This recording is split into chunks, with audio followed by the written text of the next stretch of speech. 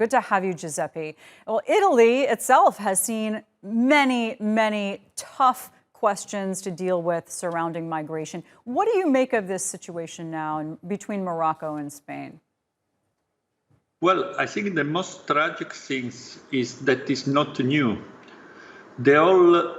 This kind of accident, this one has been particularly heavy, but this kind of accident have been happening over and over in the history of European migration policies, and not to forget how many people died crossing across the sea. The problem is European policy is built on a very paradoxical idea that if you arrive in Europe, you are entitled to asylum rights.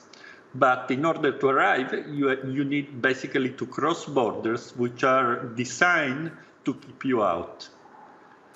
This constant tension for which you can get rights if you succeed in basically illegally cross borders is becoming more and more problematic. And people, because there is a whole population waiting on the border for a way to arrive, are resorting to more and more desperate attempts to cross. True, and virtually every large country has had to deal with this recently. We've seen some ideas and attempts to manage it come up. Everything from building walls to the US having migrants wait in separate countries to the UK trying to send migrants to Africa. What ideas out there have you seen that you think are sustainable on the migrant issue? Well, the problem is sustainable and fair are two different things. The compromise which brought to this idea of protecting the rights of refugees if they are inside European Union territories, and at the same time hardening the border against entries of too many refugees, which is the compromise which was designed by the European Union in 1999 in Tampere, is under strain. But the real problem is that there are no alternatives.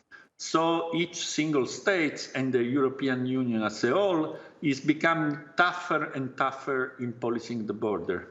You may remember what has happened on the Belarusian border. Yeah, absolutely. You are seeing what's happening here. Well, you may remember what's happened between Turkey and Greece in 2015-16, and of course what is happening between Italy and Libya. All over, there is this constant hardening of the border, which of course creates a large disparate mass of people trying to cross at whatever cost. Very true. And often, as in Melilla, also in a more violent way.